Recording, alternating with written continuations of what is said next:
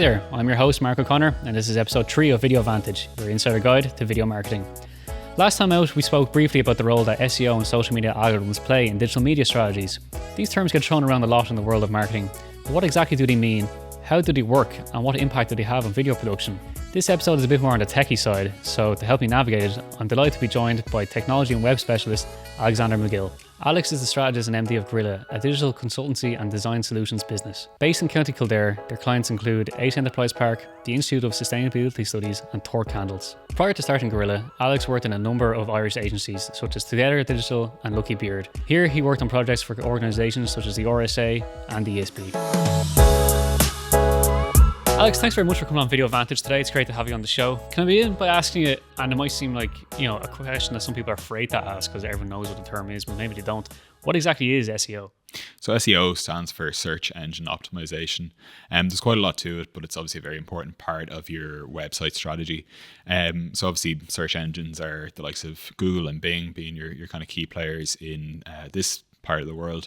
But search engine optimization is making sure that your website is set up and essentially readable by the search engines to allow them to kind of index your content and to determine whether or not it's shown to the people who are searching for things online. And when people say good SEO, like what is that? I suppose for context then, what's bad SEO?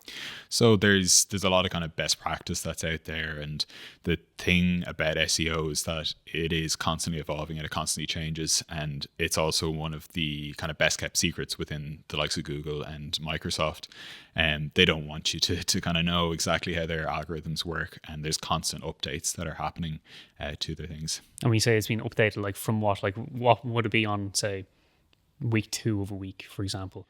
So it would be more kind of every couple of months. The search engines will bring out updates and changes to their algorithms, which will have an impact in terms of what sort of content ranks. So, for example, over the last couple of months, there's been a surge in AI-generated content online, and to ensure that the results and the content that is being delivered to people who search for things online is relevant and it's good quality, there will be tweaks and changes around what they rank and consider as good content. Okay, and how can one make their content rank well? Like what's a good SEO practice? So from a kind of bare minimum or standard is to make sure that there's correct titles and descriptions set up on each of your web pages on your website, making sure that the content on the page is correctly tagged. So there are these things called heading tags on websites, and they rank from H1 to H6 based on kind of order of priority of content on the page.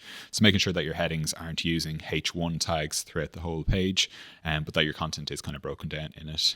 And then, of course, making sure that your site is searchable by the robots or the bots that they use, or the search engine spiders is what they used to be called as well.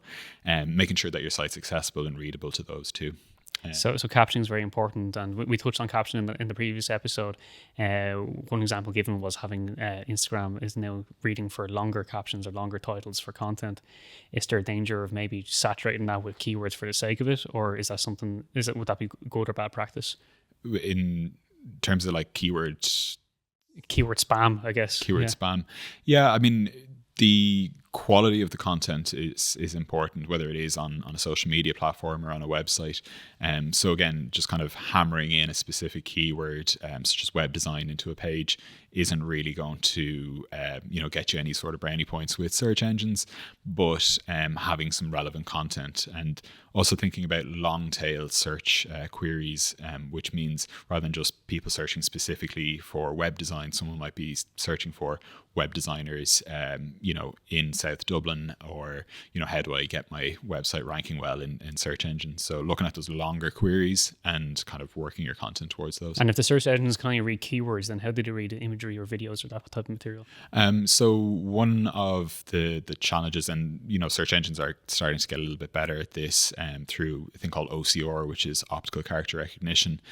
So that's where it can pick up text content within images and videos, but it's always best to assume that the search engines and algorithms as a whole can't read any content that's kept within an image or a video.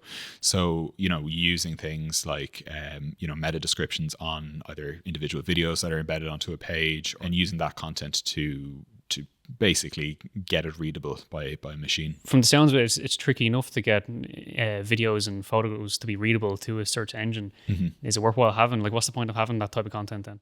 Well, when it comes to any sort of digital creation, we're not doing it for the robots or the machines. We're doing it for people because they are ultimately our target audience. And whilst obviously algorithms and, ranking metrics can change, people remain largely the same over time. So in terms of that, storytelling is a huge important part of any sort of content strategy, whether it's, through a social media channel or through a website. And then that's why you should, use video and kind of leverage the power of that to convey that story through any kind of medium that you're working with. So with all that in mind then, what's good practice for video content on a website? So when it comes to video, it will depend entirely on kind of what sort of business you have. If you have, let's say, a very specialized or highly technical product or service, using video to explain something that's, highly technical or highly specialized is a good way to engage with your website visitors in a very kind of efficient and concise way. People aren't going to sit there and read lots and lots of text content on a page. So being able to convey your ideas and to show the benefits and advantages of your product or service through video is a highly effective tool. So as a web developer yourself, would you recommend your clients invest in video production as part of their broader marketing strategy, not just for a website, but in general? Yeah, it's as important as text content on a website. Having video as part of your overall content strategy on a website is hugely beneficial. So not only does it help the customer experience in terms of they learn more about the company that they're looking at on their website, how does it help the website itself in terms of performance and searchability? So for your, let's say, one of the metrics that you might measure on your website is bounce rate. So bounce rate is how many people click onto another page on your website. So a low bounce rate would mean that a large portion of people will, engage with the content and click to explore another part of your website. Whereas a high bounce rate would mean someone has kind of closed your website or moved off. They've moved on, they're no longer interested. Yeah, exactly. So using, a medium such as video to kind of captivate and engage will, encourage people to find out more about your product or service. So I guess the more videos, the better then on a website. Is there a particular type of video in terms of promotional video, explainer video that tends to perform well on websites? I know it's going to vary from business to business, but in your experience for working for different clients, what tends to perform well? The likes of client testimonials and, kind of profile videos of people in the business tend to do well because obviously service-based B2B businesses are very much built on relationships and trust.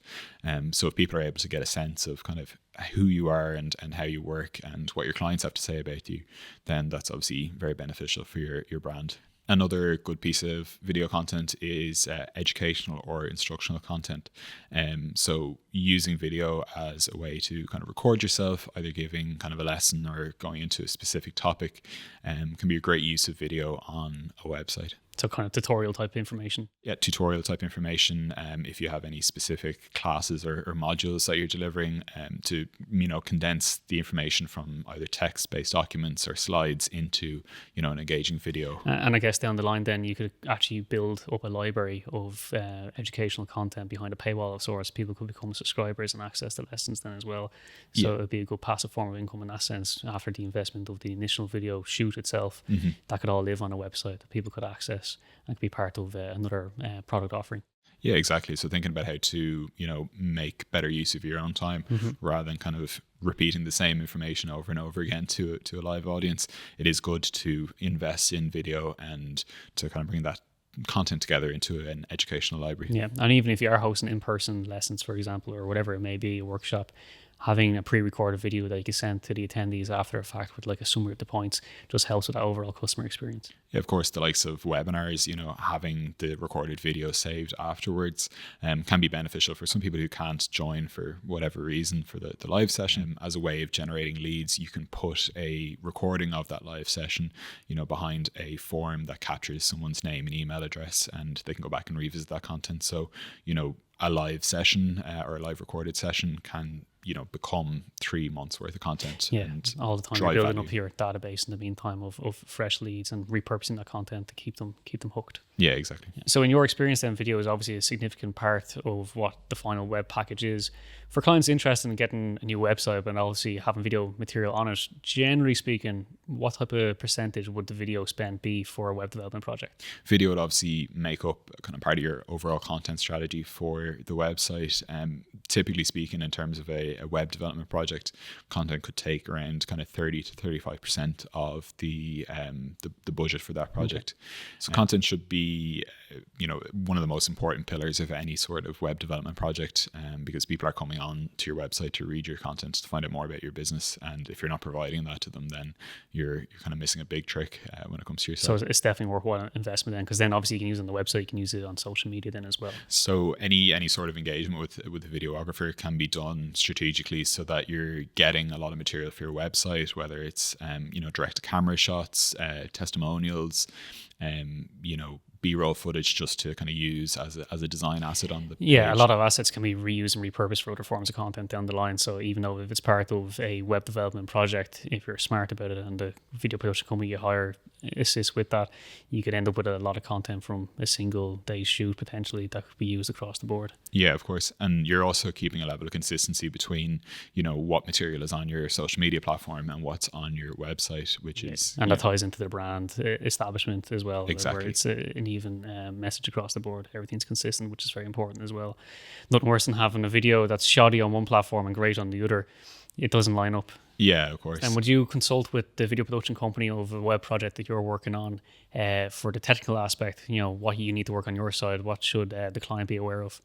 Yeah, so from a web development and kind of web performance perspective, I would have a number of requirements, whether it's video format and making sure that the content that I'm receiving from a videographer is in the correct format and it's optimized for web.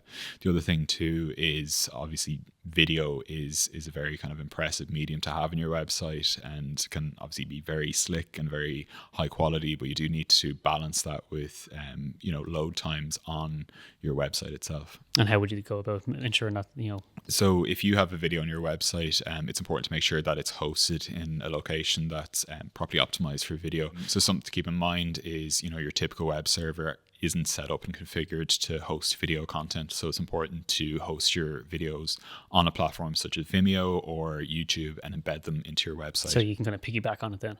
Yeah, exactly. So these platforms are obviously fully optimized and set up to host video. So it'll mean that, your page load speeds aren't going to be impacted by video files loading in the background of your website. Another thing to consider too is if you have a video file that's 100 megabytes and it's hosted on your own server, every time someone loads a page with that video embedded into it's 100 megs they're plus. Yeah. downloading 100 megs worth of data. So they're going to eat through their data very quick. Yeah. Exactly. If you've got a hosting package or a server that has limited bandwidth on it, you could, with 10 page views, use up a gigabyte worth of bandwidth. Yeah, okay. So it's a good point to keep in mind then, definitely. Mm-hmm. So we've covered a lot of ground there today on the whole web development process and the integration of video material and the benefits of it as well. What would be your key takeaway for someone looking to invest in a similar project? I'd say the key takeaway would be to put as much importance on video content as you would text or any other content on your website. It is a fantastic way to engage your audience and to drive and communicate the benefits of your product or service. And speaking of communication, how can someone get in touch with yourself? So they can connect with me on LinkedIn under Alexander McGill, or visit my website, Gorilla, that's GUERRILLA.ie. Nice one, Alex. That's great. Thanks very much for coming on the show today. Really appreciate it. Thanks, Mark. Over the last few episodes of Video Vantage, we've focused on marketing strategy and why it's important to invest in video as a tool to promote your business. What about actually presenting to camera and all the steps that go into producing a video in the first place? In the next episode, we'll meet Maureen McKeown, a communication and presentation skills specialist who helps business professionals and teams unlock their speaking confidence, so make sure to tune in. If you have any questions about the topics in today's episode, please don't hesitate to get in touch via the Media Mill website at mediamill.ie. Until then, I've been your host, Mark O'Connor, and this has been Video Vantage. I'll see you in the next episode.